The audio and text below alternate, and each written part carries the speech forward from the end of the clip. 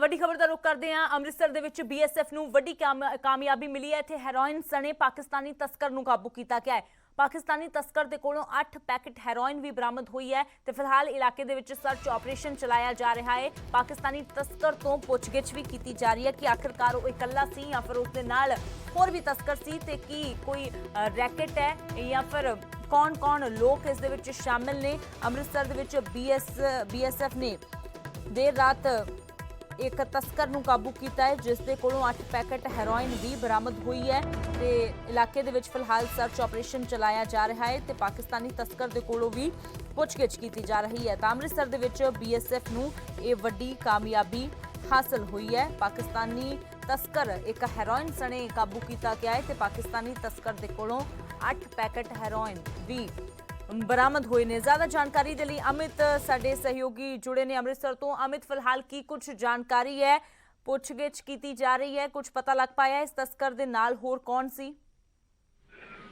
जी बिल्कुल, मैं दसना चाहांगा कि अमृतसर की एक BOP ते देर रात ऐसे तस्कर द्वारा भारत के हेरोइन भेजने की कोशिश की जा रही थी, लेकिन BSF के जवानों द्वारा जो उत्थे उस BOP ते हलचल देखी तो उन्होंने फायरिंग की जो तस्कर ने भजन की कोशिश की तो उसको गिरफ्तार किया गया। तो देर रात हनेरा ज्यादा होने करके सर्च ऑपरेशन नहीं चलाया जा सके। सो सवेरे सर्च ऑपरेशन चलाया गया तो उत्थे करीब 8 पैकेट हेरोइन दे जरूर बरामद होए है। नाल ही उस तस्कर को भी पुछगिछ की जा रही है कि हेरोइन पाकिस्तानों कित्थों आती है, क्योंकि आए दिन इहो जिहे मामले जरूर सामने आते हैं। सो एक बड़ी कामयाबी इस जगह ते यह हासिल हुई है कि एक तस्कर पाकिस्तान का गिरफ्तार किया गया है। उसके कोलों पुछगिछ की जा रही है कि आने वाले समय के विच की उन्हां दे प्लान ने ते हेरोइन कित्थों पाकिस्तानों आती है, इस बारे जांच हले की जा रही है। सो 12 बजे BSF के आला अधिकारी जिहड़े प्रेस कॉन्फ्रेंस कर इसकी जानकारी पत्रकारां नाल साझी कर सकते हैं। चलो जो होर जानकारी मिलती है वो भी तुहाडे कोलों लवांगे। अमित, शुक्रिया फिलहाल इस पूरी जानकारी दे लई। तां फिलहाल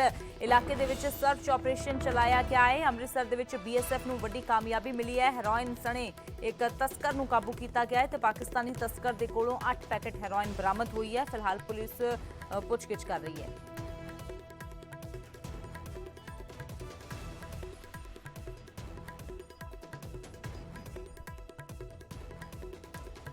तो फिलहाल इलाके दे विच सर्च ऑपरेशन भी चलाया जा रहा है। ये पता करने की भी कोशिश की जा रही है कि ये तस्कर इकल्ला सी या फिर इसके होर साथी भी इस दे नाल सी ते ये जो नशे की खेप सी वो इन्हां दे वल्लों कित्थे सप्लाई की जानी सी, कित्थे पहुंचाई जानी सी, इत्थे भारत दे विच किन्हां दे नाल इन्हां दे संपर्क सी, किहड़ा नैटवर्क इन्हां दे वल्लों चलाया जा रहा सी, इस पूरी मामले की जो पुलिस पुछगिछ कर रही है। अगे वधदे हां, एक वड्डी खबर दा रुख करदे हां। सरकारी बैठक दे विच CM दे बेटे दे शामिल होण ते विवाद हो गया है।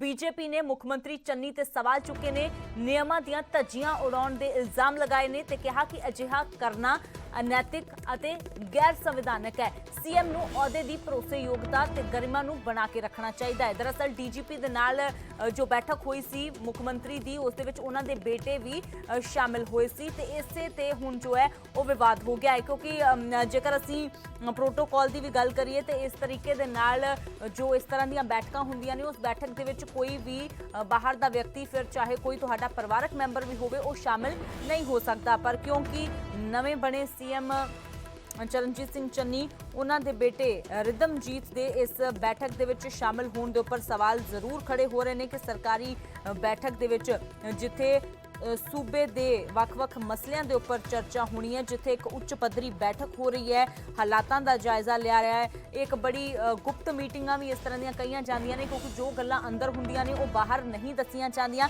तां अजिहे दे विच एक सीक्रेट मीटिंगां कईयां जांदियां ने ते अजिही मीटिंग दे विच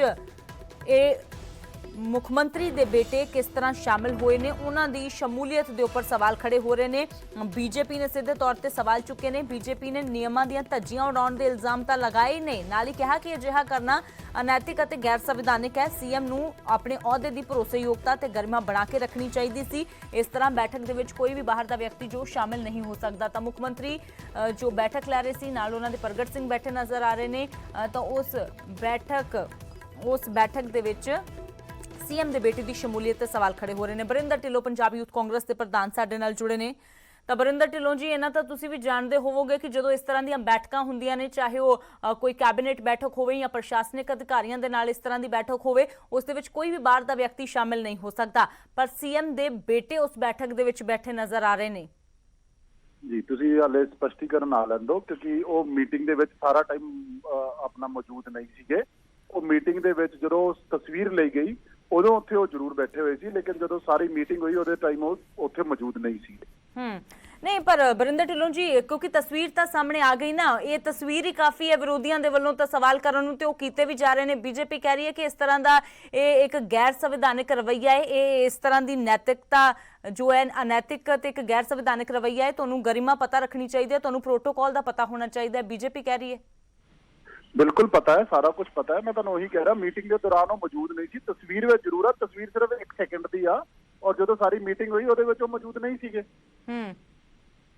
ਨਹੀਂ, ਪਰ ਜੋ ਤਸਵੀਰਾਂ ਅਸੀਂ ਦੇਖ ਰਹੇ ਹਾਂ ਬਰਿੰਦਰ ਸਿੰਘ ਢਿੱਲੋਂ ਜੀ, ਉਸ ਦੇ ਵਿੱਚ ਤਾਂ ਬੈਠੇ ਨਜ਼ਰ ਆ ਹੀ ਰਹੇ ਨੇ, ਇੱਕ ਗੱਲਬਾਤ ਤਾਂ ਹੋ ਹੀ ਰਹੀ ਹੈ। ਇਸ ਤਰੀਕੇ ਦੇ ਨਾਲ ਜਦੋਂ ਇਸ ਤਰ੍ਹਾਂ ਦੀਆਂ ਬੈਠਕਾਂ ਹੁੰਦੀਆਂ ਨੇ, ਤੁਹਾਨੂੰ ਵੀ ਪਤਾ ਹੈ ਕਿ ਬਾਹਰ ਹੀ ਸਿਕਿਉਰਿਟੀ ਬੜੀ ਟਾਈਟ ਹੁੰਦੀ ਹੈ, ਉਸ ਵੇਲੇ ਹੀ ਕਿਸੇ ਨੂੰ ਅੰਦਰ ਨਹੀਂ ਜਾਣ ਦਿੱਤਾ ਜਾਂਦਾ, ਫਿਰ ਚਾਹੇ ਉਹ ਸ਼ੁਰੂ ਹੋ ਗਈ ਹੋਵੇ ਜਾਂ ਸ਼ੁਰੂ ਨਾ ਹੋ ਗਈ ਹੋਵੇ। ਚਲੋ ਫਿਲਹਾਲ ਤੁਸੀਂ ਆਪਣੀ ਸਫਾਈ ਦੇ ਰਹੇ ਹੋ, ਤੁਸੀਂ ਕਹਿੰਦੇ ਹੋ ਸਪਸ਼ਟੀਕਰਨ ਲਾ ਲੈਣ ਦਿਓ। ਹਰਜੀਤ ਗਰੇਵਾਲ ਜੁੜੇ ਨੇ ਸਾਡੇ ਨਾਲ, ਕਿਉਂਕਿ ਬੀਜੇਪੀ ਨੇ ਸਵਾਲ ਖੜੇ ਕੀਤੇ ਨੇ। ਤਾਂ ਹਰਜੀਤ ਗਰੇਵਾਲ ਜੀ, ਤਸਵੀਰ ਸਾਹਮਣੇ ਆਈ ਹੈ, ਮੁੱਖ ਮੰਤਰੀ ਬੈਠਕ ਲੈ ਰਹੇ ਨੇ, ਉਹ ਇੱਕ ਬੈਠਕ ਹੋ ਰਹੀ ਹੈ ਉੱਚ ਪੱਧਰੀ, ਉਸ ਦੇ ਵਿੱਚ ਉਹਨਾਂ ਦੇ ਬੇਟੇ ਬੈਠੇ ਨਜ਼ਰ ਆ ਰਹੇ ਨੇ। ਪਰ ਕਾਂਗਰਸ ਕਹਿ ਰਹੀ ਹੈ ਕਿ ਇਹ ਫੋਟੋ ਤਾਂ 1 ਸੈਕਿੰਡ ਦੇ ਵਿੱਚ ਲਈ ਹੋਈ ਜਾ ਸਕਦੀ ਹੈ, ਉਹ ਜਦੋਂ ਬੈਠਕ ਸ਼ੁਰੂ ਹੋਈ ਉਸ ਤੋਂ ਪਹਿਲਾਂ ਹੀ ਉਹ ਬਾਹਰ ਚਲੇ ਗਏ ਸੀ। ਤੁਸੀਂ ਦੇਖੋ, ਜਦੋਂ ਬੈਠੇ ਨੇ ਉਸ ਵੇਲੇ ਠੀਕ ਵਿਚਾਰ ਵਿਮਰਸ਼ ਹੋ ਰਿਹਾ, ਔਰ ਹਾਈ ਅਫੀਸ਼ੀਅਲਸ ਦੀ ਮੀਟਿੰਗ ਹੈ, ਬਹੁਤ ਸੇਟ ਹੈ, ਔਰ ਕਈ ਸੀਕ੍ਰੇਟਸ ਹੁੰਦੇ ਨੇ ਜਿਹੜੇ ਜਾ ਸਕਦੇ ਨੇ ਬਾਹਰ, ਔਰ ਨੁਕਸਾਨ ਹੋ ਸਕਦਾ। ਤੇ ਇਹ ਸੀਐਮ ਸਾਹਿਬ ਨੂੰ ਇਹਦੇ ਲਈ ਸਪਸ਼ਟੀਕਰਨ ਦੇਣਾ ਚਾਹੀਦਾ, ਕਿਸੇ ਹੋਰ ਨੂੰ ਨਹੀਂ। ਔਰ ਦੂਸਰੀ ਗੱਲ, ਅੱਗੇ ਤੋਂ ਇਸ ਦੇ ਬਾਰੇ ਦੇਖਣਾ ਚਾਹੀਦਾ, ਔਰ ਇਹਦੀ ਇਹ ਇੱਕ ਜਾਂਚ ਦਾ ਵਿਸ਼ਾ, ਇਹ ਵਾਇਲੇਸ਼ਨ ਕੀਤੀ ਗਈ ਹੈ ਜਿਹੜੀ ਓਥ ਲਈ ਹੈ ਉਹਦੀ ਵੀ, ਔਰ ਇਹ ਸੰਵਿਧਾਨ ਦੀ ਵੀ ਉਲੰਘਣਾ, ਔਰ ਮਰਿਆਦਾ ਦਾ ਵੀ ਪਾਲਣ ਨਹੀਂ ਕੀਤਾ ਗਿਆ, ਅਨੈਤਿਕ ਆ। ਬਿਲਕੁਲ ਤੁਸੀਂ ਠੀਕ ਕਿਹਾ। ਤੇ ਇਸ ਕਰਕੇ ਮੈਂ ਇਹ ਸਮਝਦਾ ਕਿ ਇਹਦੇ ਤੇ ਕਾਂਗਰਸ ਕੁਝ ਵੀ ਕਹੇ, ਉਹ ਡੀਸੈਂਟ ਵੇ ਨਾਲ ਡੌਜ ਕਰਨ ਦੀ ਕੋਸ਼ਿਸ਼ ਕਰ ਰਹੇ ਆ ਪੰਜਾਬ ਦੀ ਜਨਤਾ ਨੂੰ ਔਰ ਦੇਸ਼ ਦੀ ਜਨਤਾ ਨੂੰ। ਉਹ ਨਹੀਂ ਕਰਨਾ ਚਾਹੀਦਾ, ਔਰ ਇਹਦੀ ਗਲਤੀ ਮੰਨ ਕੇ ਅੱਗੇ ਤੋਂ ਇਹੋ ਜਿਹੀ ਗੱਲ ਬਿਲਕੁਲ ਨਾ ਵਾਪਰੇ, ਇਸ ਦਾ ਧਿਆਨ ਰੱਖਿਆ ਜਾਏਗਾ। ਇਹ ਅਸ਼ੋਰ ਕਰਨਾ ਚਾਹੀਦਾ। ਉਹ ਕਰਨ ਦੀ ਬਜਾਏ ਕਹਿਣਾ ਕਿ 1 ਸੈਕਿੰਡ ਲਈ ਆਏ ਨੇ, ਉਹ 1 ਸੈਕਿੰਡ ਲਈ ਬੈਠੇ ਨੇ, ਕਿਉਂ ਬੈਠੇ ਨੇ, ਉਸ ਮੀਟਿੰਗ 'ਚ ਕਿਉਂ ਫੋਟੋ ਹੋ ਰਹੀ ਆ, ਕੀ ਗੱਲ ਹੈ ਇਹ? ਤੇ ਇਹ ਸਾਰੀਆਂ ਗੱਲਾਂ ਗਲਤ ਨੇ, ਔਰ ਇਹ ਸੀਐਮ ਸਾਹਿਬ ਨੂੰ ਖੁਦ ਸਪਸ਼ਟੀਕਰਨ ਦੇਣਾ ਚਾਹੀਦਾ। ਔਰ ਇਹੋ ਜਿਹੀਆਂ ਗੱਲਾਂ ਹੋਣੀਆਂ, ਦੇ ਸੂਬੇ ਦੇ ਬਾਰਡਰ ਸਟੇਟ ਆ ਇਹ, ਡੀਜੀਪੀ ਬੈਠੇ ਆ, ਬਾਕੀ ਲੋਕ ਬੈਠੇ ਆ, ਸੀਐਮ ਔਰ ਡੀਜੀਪੀ ਦੇ ਵਿੱਚ ਕੀ ਗੱਲ ਹੋ ਰਹੀ ਆ ਬਾਹਰ, ਚਾਹੇ ਉਹ ਬੇਟਾ ਹੋਵੇ ਚਾਹੇ ਪਤਨੀ ਹੋਵੇ, ਕਿਉਂ ਪਤਾ ਲੱਗੇ? ਉਹ ਬਿਲਕੁਲ ਨਹੀਂ ਆਉਣੇ ਚਾਹੀਦੇ। ਤੁਸੀਂ ਇਹ ਦੇਖੋ ਕਿ ਨਰਿੰਦਰ ਮੋਦੀ ਜੀ ਦੇ ਪ੍ਰਾਈਮ ਮਿਨਿਸਟਰ ਹਾਊਸ ਦੇ ਅੰਦਰ ਉਹਨਾਂ ਮਾਤਰ ਤੋਂ ਬਿਨਾਂ ਕੋਈ ਰਿਸ਼ਤੇਦਾਰ ਆ ਕੇ ਰੁਕ ਵੀ ਨਹੀਂ ਸਕਦਾ ਉੱਥੇ।